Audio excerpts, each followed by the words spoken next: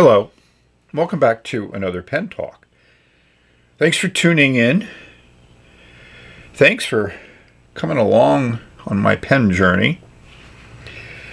This represents two PenBBS orders which I placed back in April, and it is now almost the end of June. They arrived within a couple days of each other, which was interesting. There's about a week difference in my order. The 480s were placed a week before the 355s, and these are the 355 version 2. And you may ask, didn't I do a version 2 video review not too long ago? And I go, yes, because that pen was ordered on eBay, and they arrived very quickly. PenBBS seemed to have gotten caught up in the lack of air cargo and other things that kept them in China for well over a month. But when they finally left China, they arrived relatively quickly. We're going to look at these a little bit closely. Spoiler alert, there will be no writing in this video. This is just a visual look at these pens, and hopefully might be useful for you, the viewer, to determine whether this is a finish you might like, or a color, or a pen. So let's dive in. I'm including this view of the 355s just to show that I was able to pull out the nib and feed on both of these models relatively easily. In fact, as we look at the 480s, we'll see I was able to pull the nib out of all my recent PenBBS pens. I think that's a good sign. There was a Facebook posting that talked about someone got what they said was an amber version 2, but had no pin through the rod. So here shows my amber, which was a version 1, and what they did to secure the rod into the blind cap was there's a slotted ring here that is screwed in to hold in this rod, and the challenge with that is if this doesn't seal tight, that rod can turn and it won't engage or disengage with the piston properly. With version 2, this is just a plain ring here. The other thing to keep in mind is when you look at it this way, you'll see that the version 1 has a plastic piece there, and version 2 has a metal piece where the blind cap screws in. So if we look at it close up of these two blind caps, you'll see that rod right there in the Niango. It's very subtle, and it really blends in with that resin quite nicely. You know, these are both very impressive resins. And if we keep turning, we'll see that other side. So the pin is all the way through the rod, and they drilled through there after it was assembled. So that's the differences between version 1 and version 2 if you're looking at it from the piston rod and how it's attached to the blind cap. Here we have my recent 480 purchases. And this is just to show that, yes, nib and feed pulled out of these also relatively easily, and I pulled them out dry. So I clean every pen I get, old, new, borrowed, blue, whatever. And I find that pulling nib and feed out and washing both of these apart from trying to flush through the section provides a much better cleaning result. And also, when you're switching out inks and you want to thoroughly clean out the previous ink, I've found this is really the only way to do it, is to remove the nib and feed. So, and once you remove the nib and feed from a PenBBS pen, it comes out the next time, every time. So for those that want everything lined up, after you've pulled the nib and feed, you can put the cap back on, put your thumb there so you know exactly where that clip will end up. Take your nib and feed, and it's not keyed, so it'll fit in anyway. So you want to get that right in that spot, so it's going to line up underneath the clip, and it just push in place. And all those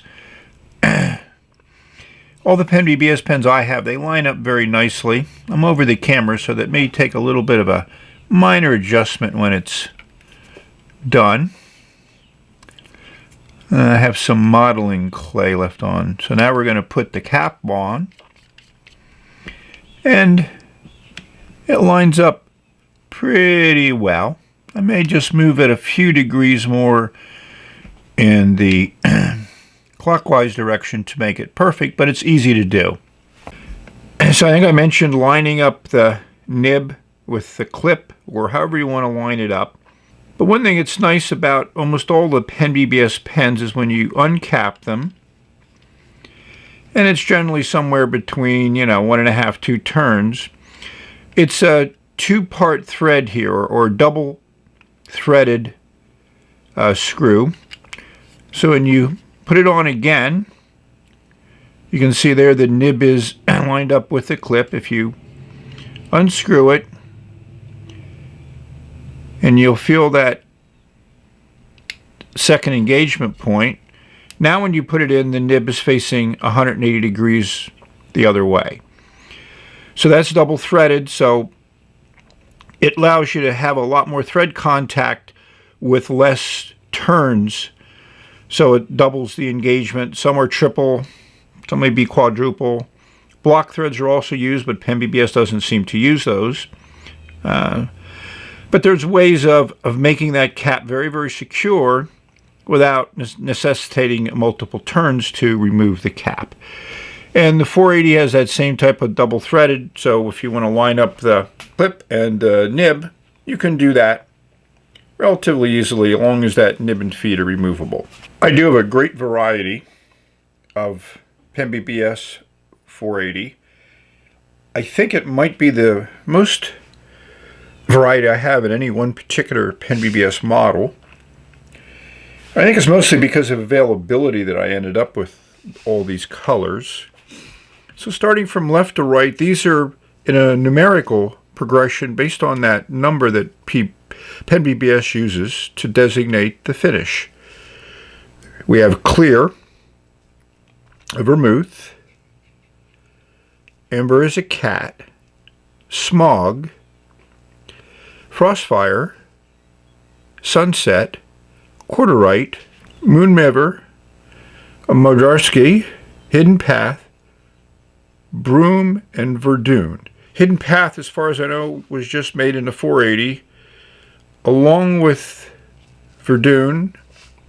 The rest of these occasionally show up in other models, but the Sunset one came and went very, very quickly, and it's the only Sunset one I have. I focused on vermouths, I focused on clears and corduroytes.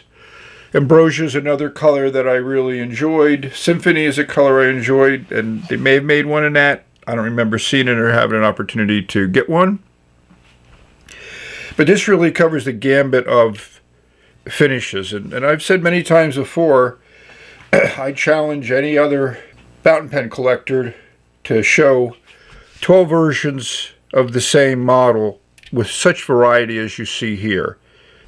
I welcome any comments that one may say about what pen manufacturer might do this. And this is one of, 15 models that they make, that all of them at times can have this great range of colors, styles, finishes, however you want to describe it. They're all beautiful. Here we have my 355s.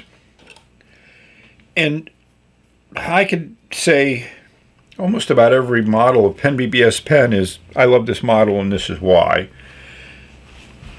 I think from an overall aesthetics viewpoint, from a size viewpoint, from a feel in the hand, the 355 is near the top of my list as far as a great pen. And here we have the clear one, which was released as Snowflake, a year-end special edition model.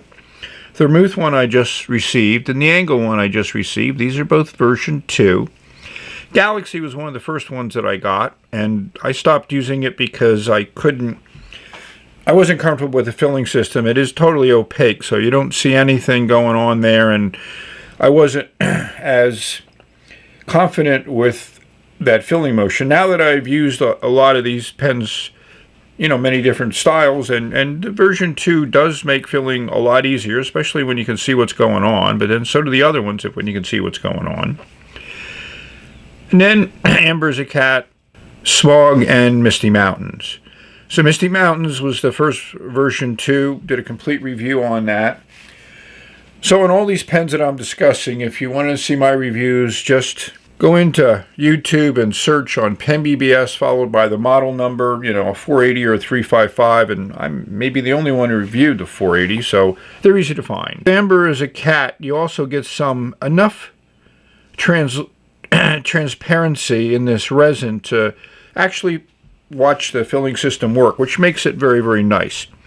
The other thing that I really like about these is that heavy-duty finial at the top really shows off the resin and the swirls and the colors and everything else very, very nicely.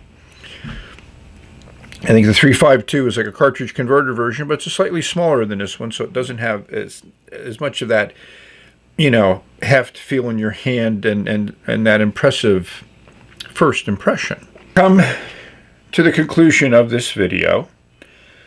Well, if you've enjoyed this visual journey of 2 models of PenBBS and some recent acquisitions that I have, and I'm just very, very happy. But I've reached a point now, and I think I've reached a saturation point. I know I've probably said that before, but it feels a little bit more substantial this time than it has in the past.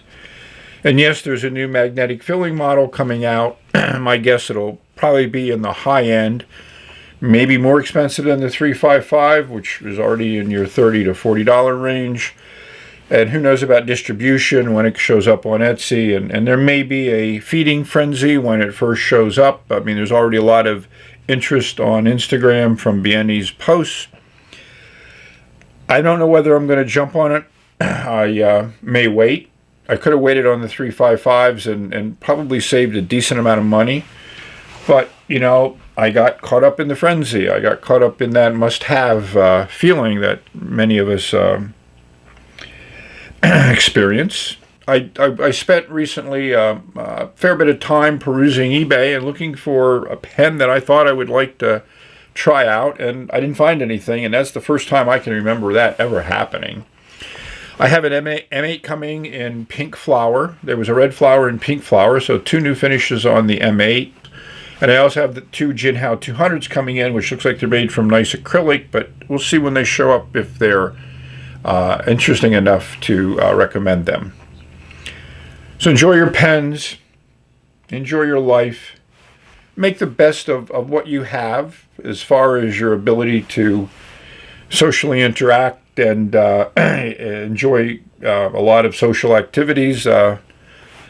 There seems to be some challenges right now doing that, and I just encourage all of you to be safe, stay healthy, and be as happy as you can. Go with the flow, enjoy the moment. Enjoy your pens, enjoy writing, enjoy putting ink on paper.